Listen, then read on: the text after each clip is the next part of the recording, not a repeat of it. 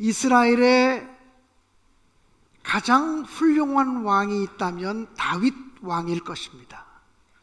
그런데 이스라엘의 역사 속에서 가장 포악한 왕이 있다면 아합 왕이라고 이야기할 수 있습니다.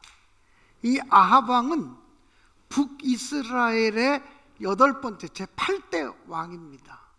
아합 왕 때에 경제적으로 굉장히 번영했습니다. 국방력이 얼마나 발전했는지 모릅니다. 그래서 국가적으로는 굉장히 잘 살게 된 나라가 되었습니다. 그러나 이 아합 왕 때 영적으로 이스라엘은 가장 쇠퇴했습니다.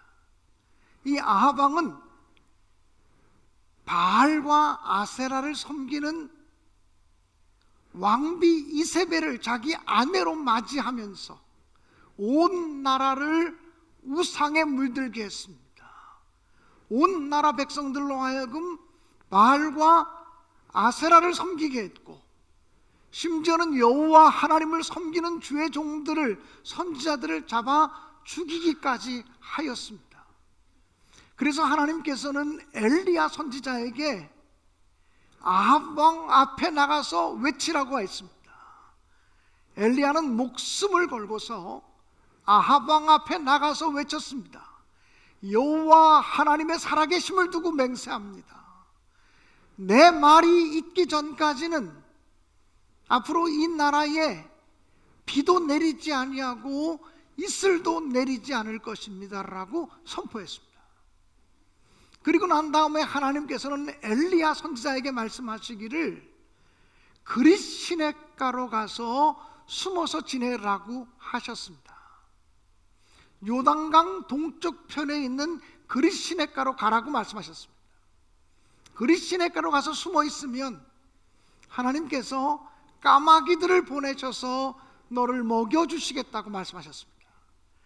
여호와 하나님 말씀에 순종해서 엘리야 선지자가 그릿 시냇가에 숨어들었을 때 하나님은 아침과 저녁으로 까마귀들을 보내셔서 떡과 고기를 공급해 주셨습니다. 그리고 엘리야는 그릿 시냇물을 먹으면서 숨어 지내게 되었다고 성경은 기록하고 있습니다. 사랑하는 여러분, 우리는 이 사건, 하나님께서 하나님의 선지자 엘리야를 까마귀를 보내셔서 떡과 고기를 공급해 주시고 그를 지켜주시고 그를 살려주시고 그를 보호해 주시고 그를 인도하셨던 이 사건을 보면서 어떻게 이런 일이 있을 수 있어? 이거는 성경에만 있는 이야기야. 저는 이렇게 우리가 반응하지 않게 되기를 주님의 이름으로 축복합니다. 우리들도 인생을 살아가고 신앙생활을 하나가면서 그때 하나님께서 까마귀들을 보내셔서 우리를 살려주시고 까마귀를 보내셔서 우리를 먹여주시고 까마귀들을 보내셔서 우리를 지켜주시고 인도하셨구나. 각자 삶의 여정과 삶의 상황들은 다 다르지만 그렇게 고백할 수 있는 신앙의 간증들이 여러분과 여러분의 가정에 임할 수 있기를 간절히 축원합니다. 이 설교를 준비하면서 저 자신도 나의 신앙의 여정 속에 하나님께서 까마귀를 보내셔서 죽을 뻔한 위기 속에서 살려주신 사건이 있는가 살펴보았더니 저에게도 간증할 만한 여러 번의 사건이 있었음을 보게 됩니다. 그 간증을 지금 하지는 않으려고 합니다. 제가 어디 부흥회를 나가면 많은 간증들을 하면서 그런 얘기를 하곤 합니다. 이 주일 예배 시간에 하나님이 기적적으로 나를 도우시고 기적적으로 지키시고 죽을 뻔한 위기 속에서 살려주신 것을 간증할 수는 없지만 어떤 상황 속에서 그런 일이 생겼는지는 말씀드리고 싶습니다.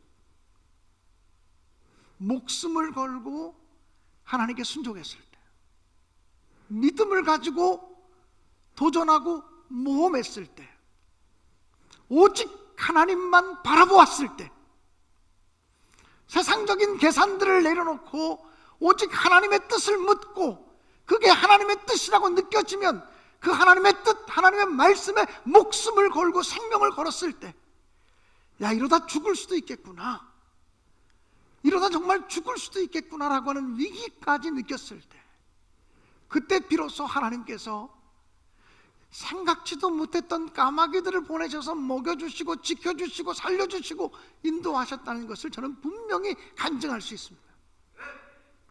여러분, 우리도 가끔은 하나님 엘리야에게 까마귀를 보내셔서 그를 기적적으로 살려주신 것처럼 저에게도 늘 하나님의 까마귀를 좀 보내주시지요, 이렇게 기도하고 싶습니다. 그런데 그런 기도를 드린다고 해서 모든 사람들에게 까마귀의 은혜가 임하는 것은 아니라고 하는 사실입니다. 이런 까마귀의 은혜가 임하는 사람들은 어떤 사람들일까요? 엘리야와 같은 믿음의 사람, 엘리야와 같은 순종의 사람에게만 그런 권능과 능력이 임하게 되는 것을 저는 분명히 믿습니다. 엘리야는, 하나님께서 엘리야에게 아합 왕 앞에 나가서 외치라 말할 때 두려움을 떨쳐버리고 목숨을 걸고 나가서 외쳤습니다. 하나님께서 이제는 그릿시네가에서 숨으라 명령하시면 그릿시네가에서 숨었습니다. 하나님께서 이제는 그릿시네가를 떠나서 사르밧으로 가라 말씀하시면 사르밧으로 발걸음을 옮겨갔습니다. 언제나 엘리야 선지자는 하나님의 명령에 전폭적으로 순종했고, 하나님의 명령에 순종하는 것이 생명을 거는 것이고 목숨을 거는 것이라고 하는 그런 위험을 알면서도 오직 하나님만 바라보았다고 하는 사실을 우리는 성경을 통해서 확인할 수가 있습니다. 사랑하는 여러분, 저는 우리 신내교회 모든 성도들이 엘리야와 같은 하나님 중심의 사람, 엘리야와 같은 순종의 사람이 되어짐으로 말미암아 하나님이 여러분의 삶 가운데 까마귀와 같은 은총을 보내주셔서 생각지도 못한 하나님의 은혜와 사랑을 힘입어 승리하게 되는 그런 귀중한 역사들이 있게 되기를 주님의 이름으로 축복합니다. 여러분, 왜 하필이면 하나님께서 까마귀를 보내셨을까요? 탈무드라고 하는 책에 보면 이스라엘 백성들은 이 까마귀라고 하는 새를 부정적인 의미를 가진 새 또는 흉조라고 부릅니다. 또 레위기 11장에 보면 하나님이 음식 정결법에 관해서 이야기하면서 먹을 수 없는 음식들을 얘기할 때 특별히 먹어서는 안 되는 20가지의 날짐승을 말씀하셨습니다. 레위기 11장에는 사람이 먹어서는 안 되는 20가지 종류의 날짐승을 얘기할 때 분명히 거기에 까마귀가 포함되어져 있습니다. 그러므로 이스라엘 백성들의 관념 속에 또 성경 속에 까마귀는 부정한 새로 그렇게 분명히 인식이 되어져 있습니다. 그런데 하나님께서 엘리야를 살리시기 위해서 엘리야에게 먹을 것을 보내실 때 왜 하필이면 까마귀를 보내셨을까요? 이것은 분명히 하나님은 부정한 것을 들어서도 선한 역사를 이루실 수 있다고 하는 사실을 우리에게 보여주시는 것입니다. 하나님은 악한 자를 들어서도 강한 자를 부끄러울, 악한 자를 들어서도 선한 사람들을 도와줄 수 있고, 하나님은 악이 변하여 선이 되게 하는 능력이 있는 분이라고 하는 사실을 여러분이 기억하시기 바랍니다. 사도행전 10장에 보면은요, 사도 베드로가 요빠 성에 있는 가죽을 다루는 피장 시몬의 집에서 거하면서 기도하고 있었습니다. 기도 시간에 기도하고 있는데 시장기를 느꼈습니다. 아, 배가 고프네. 시장기를 느낄 때쯤 그는 환상을 보게 되었습니다. 하늘에서 하나의 커다란 그릇이 보자기에 쌓여서 내려오는데 소리가 들리기를 일어나 잡아먹으라, 이런 소리를 듣습니다. 일어나서 그 그릇을 바라보니까 그 그릇 속에 담겨진 것은 레위기 11장에 기록된 것처럼 이스라엘 백성들에게 부정한 음식으로 규정되어서 먹을 수 없는 음식이었습니다. 그래서 베드로는 이렇게 말합니다. 저는 부정한 음식을 지금까지 먹지 않았습니다. 그러자 그 환상이 사라집니다. 두 번째 똑같은 환상이 보이면서 일어나 잡아먹으라 그럽니다. 베드로가 또 고백합니다. 하나님, 저는 지금까지 이렇게 부정한 음식을 먹은 적이 없습니다. 또 그 환상이 사라집니다. 세 번째 똑같은 환상이 내려옵니다. 그리고 베드로야, 일어나서 잡아먹으라고 말합니다. 베드로가 또 똑같이 말합니다. 하나님, 저는 지금까지 이렇게 부정한 음식을 먹은 적이 없습니다. 그때 하나님께서 말씀하시기를 내가 깨끗하게 한 것을 내가 함부로 부정하다고 말하지 말라고 이야기합니다. 이것이 사도행전 10장에 나오는 이야기입니다. 우리 인간들은 이것은 깨끗하다, 이것은 부정하다, 이것은 선하다, 이것은 악하다, 이것은 좋다, 이것은 나쁘다, 이렇게 규정하기를 좋아합니다. 그런데 하나님은 언제나 아무리 부정한 것이라도 당신의 능력으로 깨끗하게 하고 정하게 할 수 있음을 분명히 말씀합니다. 그래서 하나님이 깨끗하게 하신 것을 부정하다고 말하지 말라고 말씀하셨습니다. 그 음성을 듣고 있는데 자기 집 문을 두드리는 소리가 들립니다. 나가보니 백부장 고넬료라고 하는 사람이 보낸 종들이 왔습니다.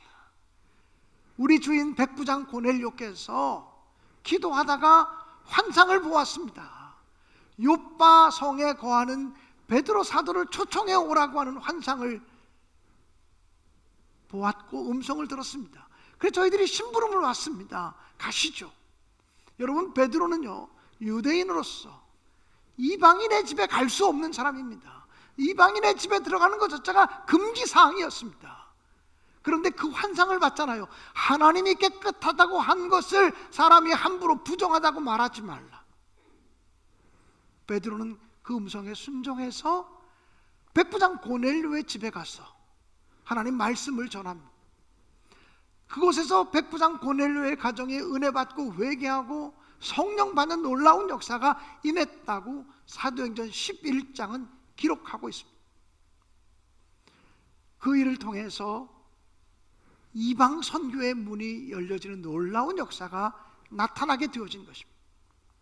우리 사람들에게는 선입견, 고정관념 이런 것들이 있습니다.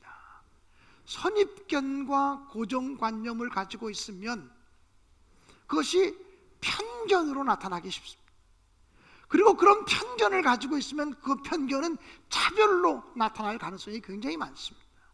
저는 우리 그리스도인들은 선입견과 고정관념의 노예가 돼서는 안 된다고 분명히 믿습니다. 여러분, 인류 역사를 보면 흑인들은 부정하다고 판단했던 적이 있습니다. 왜냐하면 흑인들이 창세기에 나오는 함의 후손이기 때문에 흑인들은 백인의 종으로 살아야 된다고 성경 말씀을 근거로 해서 흑인들은 종으로 사는 게 운명이고 그것이 성경의 가르침이라고 이해했던 시절이 있습니다. 여성들은 교회에서 잠잠해야 되고 여성들에게도 영혼이 있느냐, 이것이 기독교 역사 속에 신학적인 논쟁으로 발전됐던 적도 있습니다. 왜냐하면 성경에는 여성들은 교회에서 잠잠하라고 말하고 있고 남성 중심적인 사고 구조로 성경이 기록되었기 때문에 그렇습니다. 성경을 근거로 해서 고정관념을 가지고 편견 그리고 차별로 나아갔던 역사들이 얼마든지 많이 있습니다. 그렇기 때문에 우리는 성경 말씀을 끄잡아내어서 편견을 조장하고 차별을 조장하는 일들에 참여해서는 안 됩니다.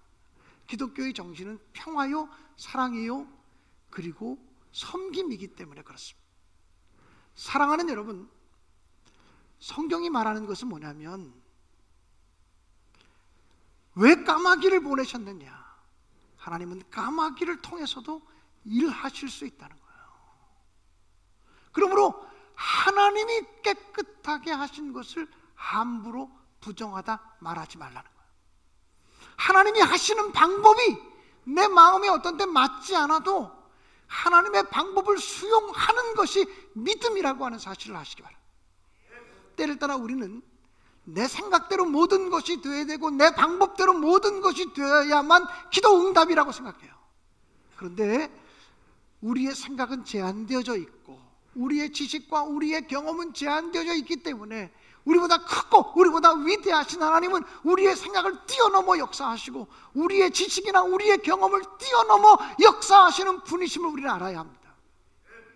그래서 성경은 하나님이 하시는 방법을 우리가 수용하는 것이 믿음이라고 하는 사실을 강조합니다.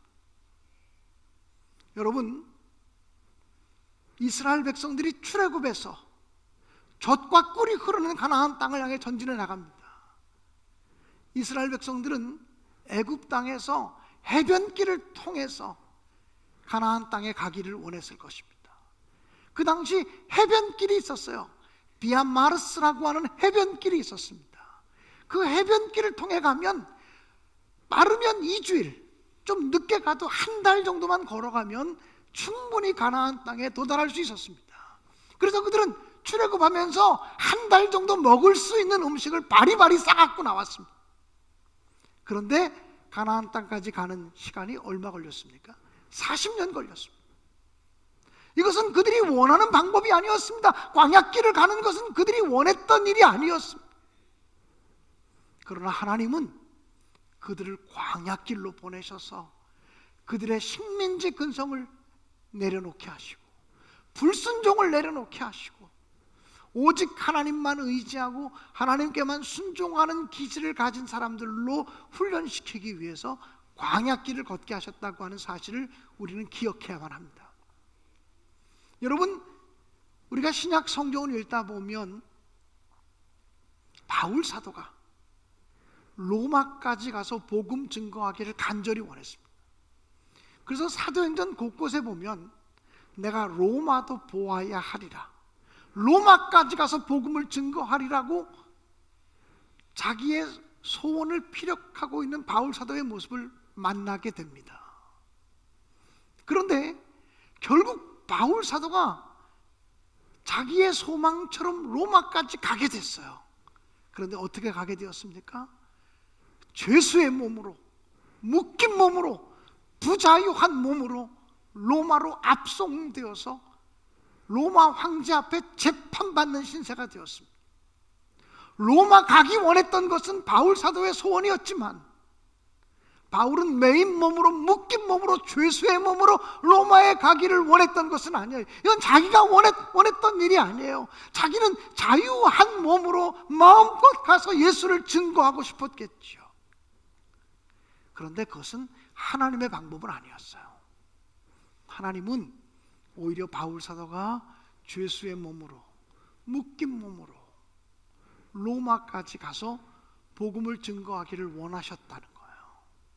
때를 따라 우리가 인생을 살다 보면 내 방법대로, 내가 원하는 대로 되지 않아서 속상하고 마음이 상하고 분노가 일어나고 이럴 때가 있어요.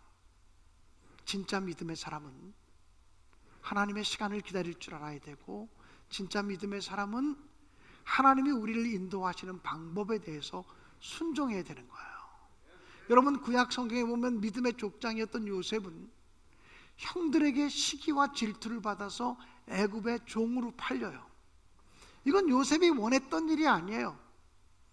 자기가 애굽의 종으로 팔리는 것, 보디발 장군의 집에 들어가고 옥에 들어가고, 이것은 요셉이 정말로 원했던 일이 아니에요. 그런데 그것은 정말 하나님이 원했던 일이에요. 하나님이 하시고자 했던 방법이에요. 그래서 그 일을 통해서 요셉을 애굽의 총리 대신으로 세워요. 그리고 총리 대신이 된 요셉에 의해서 요셉의 가족들, 이스라엘 민족들이 그 기근으로부터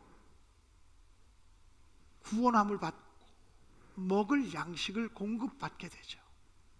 뿐만 아니라 온 이스라엘 백성들이 애굽으로 이주해서 나일강 삼각주가 펼쳐지는 고센 땅에 터를 잡고 전쟁이 없는 그 땅에서 생육하고 번성하며 조그만 부족이었던 이스라엘 백성들이 큰 민족으로 자라가게 돼요.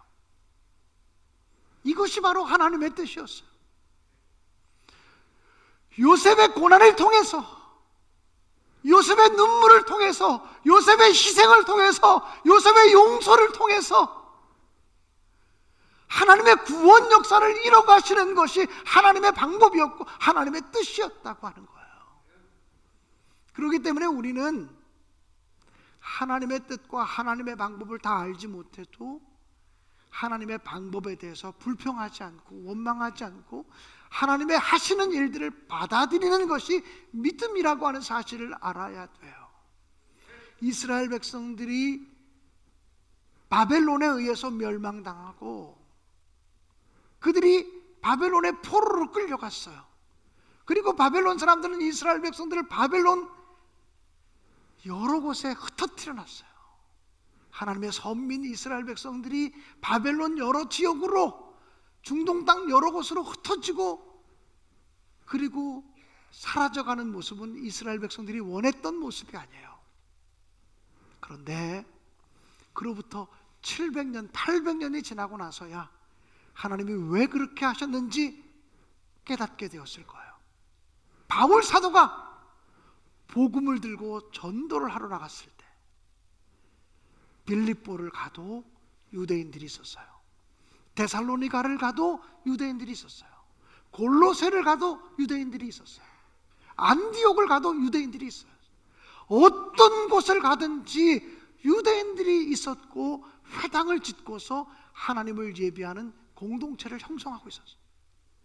하나님은 1세기의 바울 사도가 복음을 들고 나가서 복음을 증거할 때 복음의 거점 지역을 이스라엘 백성들은 이해할 수 없었겠지만 예수님 오시기 700년, 800년 전부터 복음의 거점 지역을 만들어 놓으신 거죠.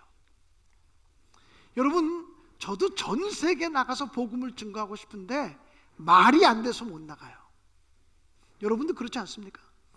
여러분도 말만 되면 소련에 가서도 러시아에 가서도 복음을 증거하고 싶고 중국 가서도 증거하고 싶고 아프리카 가서도 증거하고 싶고 그럴 거 아니에요.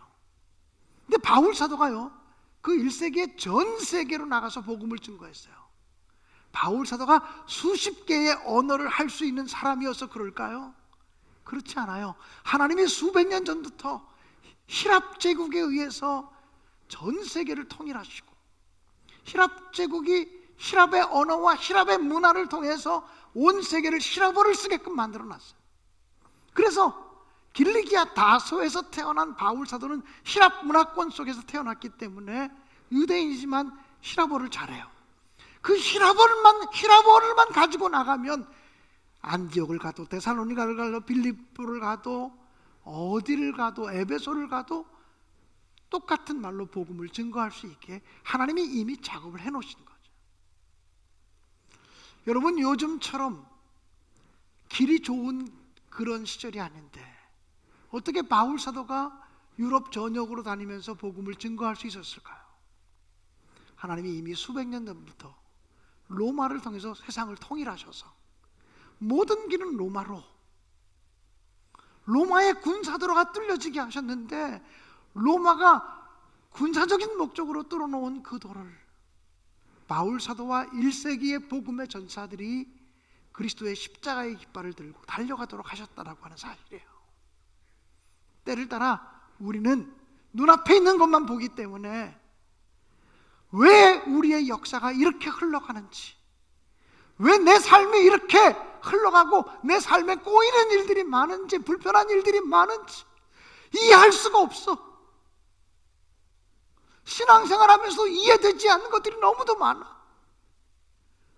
그런데 하나님이 하시는 방법, 그것이 내가 불편하게 느껴져도 하나님이 하시는 방법을 수용하고 받아들이는 것이 믿음이라고 하는 사실을 여러분이 명심하시기를 주님의 이름으로 축원합니다. 여러분, 조지 애틀리라고 하는 이름을 가진 영국의 젊은이가 있었습니다. 이 조지 애틀리라고 하는 이 청년은 젊었을 때부터 아프리카로 가서 복음을 증거하고 싶었습니다. 그래서 아프리카에 가서 복음을 증거하게 해달라고 기도했고 선교사로서 훈련을 받았습니다. 드디어 그의 꿈이 이루어져서 중앙 아프리카로 가서 복음을 증거하는 선교사가 되었습니다. 이 조지 애틀리는 선교사로 가면 그동안 잘 준비했기 때문에 놀라운 역사가 일어날 줄 알았지만 아무도 조지 애틀리를 영접하고 받아들이지 않았습니다. 언어가 다르고 문화가 다르고 기후가 다르고 음식이 다르고, 그리고 중앙 아프리카의 사람들이 조지 애틀리를 배척했습니다. 어느 날 이 조지 애틀리는 자기의 숙소로부터 다소 멀리 떨어진 곳으로 산책을 나갔었습니다. 그랬다가 갑자기 원주민들의 습격을 받게 되었습니다. 이때 조지 애틀리는 장총을 하나 들고 있었습니다. 그 장총에는 총알이 많이 들어가 있었고 그는 반사적으로 자기를 공격하려고 하는 원주민들을 향해서 장총을 꺼내 들었습니다. 조지 애틀리 선교사가 장총을 꺼내 들자 원주민들이 주춤했습니다. 그런데 조지 애틀리는 어떤 마음이 들었는지 그 장총을 조용히 밑으로 내려놓았습니다. 조지 애틀리가 장총을 내려놓는 순간 원주민들의 화살이 날라왔고 창이 날라와서 조지 애틀리는 그 자리에 쓰러졌습니다. 그 원주민들의 추장이 조지 애틀리라는 선교사의 주검 앞에 섰습니다. 그리고 그가 가지고 있던 장총을 들어보았습니다. 총알이 가득 차 있었고 이미 장전되어 있어서 당기기만 하면 자기들을 다 제압할 수 있는 상태였는데 원주민들의 화살과 창을 받아가며 그대로 죽어간 조지 애틀리를 보면서 원주민 주장은 이 사람 속에 뭐가 있길래, 이 사람이 믿는 하나님이 도대체 어떤 하나님이길래 우리에게 이렇게 할 수가 있느냐, 오늘부터 우리 부족 모두가 다 하나님을 믿자라고 이야기하게 됩니다. 그래서 조지 애틀리라고 하는 사람의 죽음을 통해서 중앙 아프리카의 선교의 문이 열리게 됩니다. 그래서 아프리카 선교에 조지 애틀리라고 하는 사람의 희생이 숨겨져 있습니다.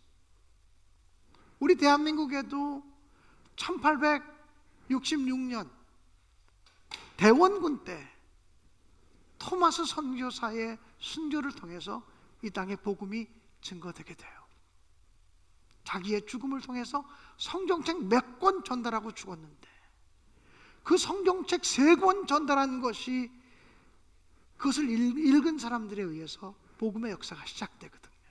우리나라 선교 역사를 보면요, 선교사들이 직접 들어오기 전에 성경책을 읽고서 변화되어서 자생적으로 기독교가 시작되게 돼요. 선교사들의 희생과 섬김 때문에 그렇죠. 사랑하는 여러분, 오늘 제가 이런 얘기를 장황하게 드리는 이유가 뭘까요? 내 뜻보다는 하나님의 뜻을 붙잡았으면 좋겠어요.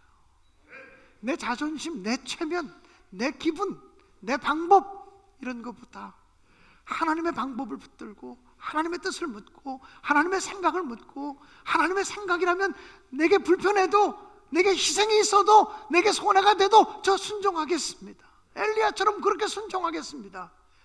이런 마음을 가질 때 하나님께서 까마귀를 통해서라도 우리를 살리시고 먹이시고 입히시는 놀라운 구원의 역사가 이루어질 수 있다고 분명히 믿습니다. 까마귀를 통해서 엘리야를 살리시고 이스라엘 백성들을 회개와 구원으로 이끄시는 구원의 역사가 열왕기상 17장, 18장, 19장 성경 속에만 기록된 역사가 아니라 오늘도 하나님을 진실되게 신뢰하는 우리 신내교회 성도들과 가정을 통해서 재현되어질 수 있기를 주님의 이름으로 간절히 축원합니다. 엘리야라고 하는 이름의 뜻은 여호와는 하나님이시라고 하는 뜻입니다.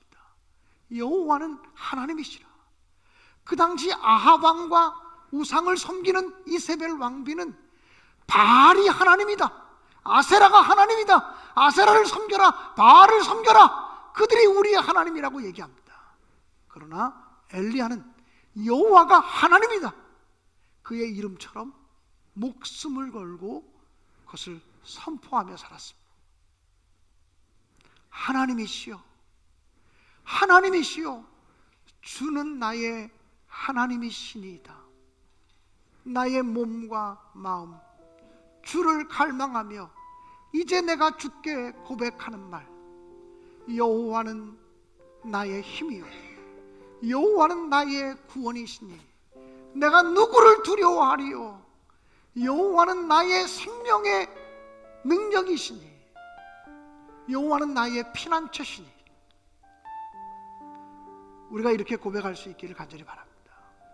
주님의 인자하심이, 주님의 사랑하심이 생명보다 나음으로 내 입술이 여호와를 찬양하며 주의 이름으로 인하여 내 손을 들겠습니다. 주의 이름만을 높이는 삶을 살겠습니다. 하나님, 성경에 있는 이야기가 그저 옛날 얘기가 아니라 우리의 삶 속에 재현되어지는 놀라운 축복이 되어지기를 간절히 사모합니다. 하나님이여, 하나님이여, 하나님만이 나의 하나님이십니다. 찬양으로 고백하며 결단할 수 있게 되기를 간절히 원합니다.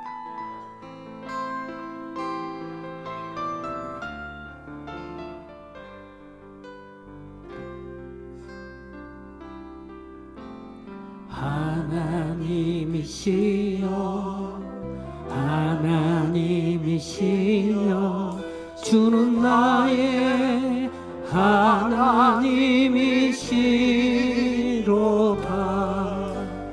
나의 몸과 마음 주를 갈망하며 이제 내가 주께 고백하는 말, 여호와는 나의 힘이요 여호와는 나의 힘이요 여호와는 나의 구원이시니 여호와는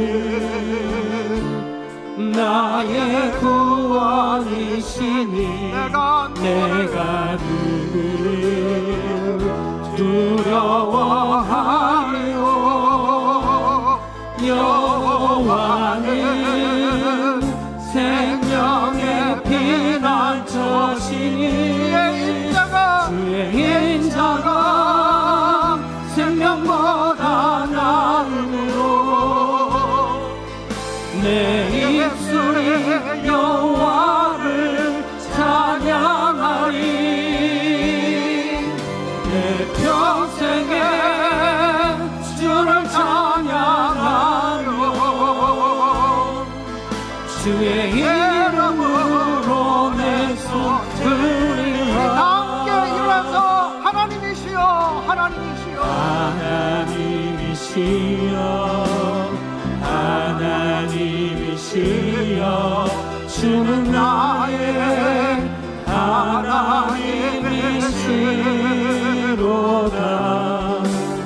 나의 몸과 마음 주를 갈망하며 이제 내가 주께 고백하는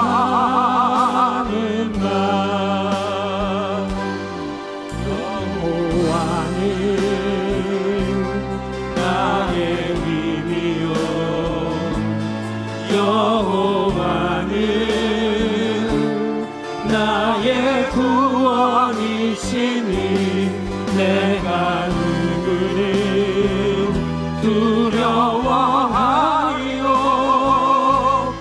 여호와는 생명의 피난처시니 주의 인자가 생명보다 나음으로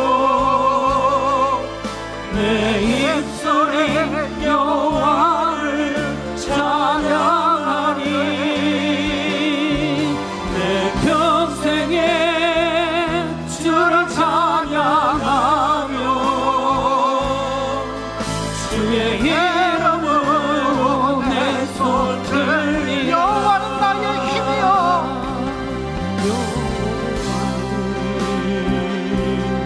나의 힘이요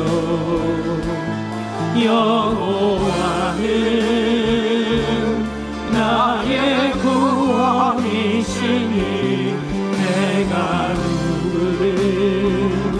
두려워하리오.